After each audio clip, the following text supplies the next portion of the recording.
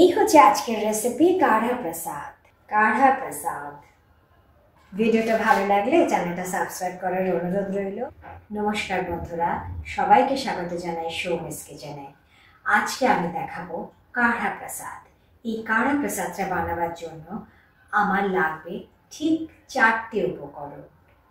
1 cup আটা, 1 cup ঘি, 1 cup চিনি, আর যতটা আটা নিয়েছি তার 4 গুণ জল। আর এই জলটা একটু গরম করে নিতে হবে, গরম জল দিতে হবে। তাহলে আসুন শুরু করি আজকের রেসিপি কাঢ়া প্রসাদ। কাঢ়া প্রসাদ বানাবো বলে এখানে আমি 1 কাপ আটা নিয়েছি। যে কাপ মেপে আমি আটা নিয়েছি সেই কাপের মাপের 4 কাপ জল নিয়েছি। সেই কাপের মাপের 1 কাপ চিনি নিয়েছি আর 1 কাপ ঘি নিয়েছি। কাঢ়া প্রসাদ বানাবার জন্য একটা রেশিও বা অনুপাত শুধু মাথায় রাখতে হবে। যতটা পরিমাণ আটা নেবেন সেই সমান পরিমাণ চিনি নেবেন, সমান পরিমাণ ঘি নেবেন, আর যতটা পরিমাণ আটা নিয়েছেন তার 4 গুণ জল নেবেন। জলটা একটু গরম করে নিতে হবে। এই 4 কাপ জলটা গরম করতে বসালাম, গ্যাসটা একদম কমে রেখে। আর এদিকে আমি বড় বার্নারে এই কড়াইটা বসিয়ে এটা আমি 1 কাপ ঘিটা দিয়ে দিলাম। এবারে এই ঘিটা যখন বেশ গরম হবে, আস্তে আস্তে ধোঁয়া উঠছে ঘিটা থেকে, এরকম হবে, তখন আমি এই 1 কাপ আটাটা ঘিয়ের মধ্যে দিয়ে দিলাম। দেখুন আটাটা দেওয়ার সঙ্গে সঙ্গে কিন্তু ঘিয়ের মধ্যে এরকম বাবল বা বুদবুদের মতো তৈরি হচ্ছে। এটা কিন্তু খুব গরম ঘিতে আটাটা দিয়েছি বলেই হচ্ছে।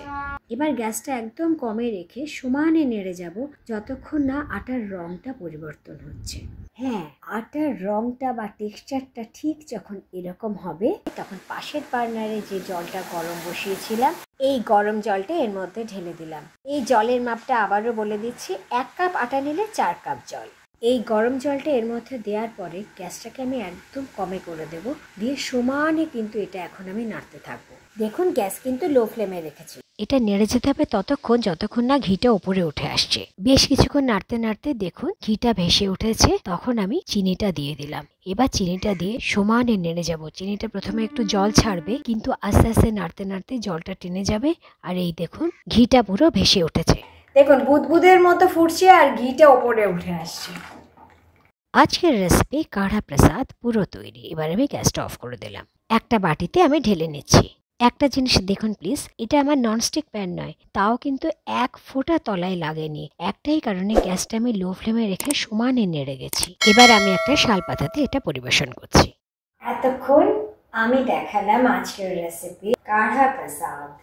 ভিডিওটা ভালো লাগলে চ্যানেলটা সাবস্ক্রাইব করার অনুরোধ রইল। খুব খুব ভালো থাকুন, ধন্যবাদ।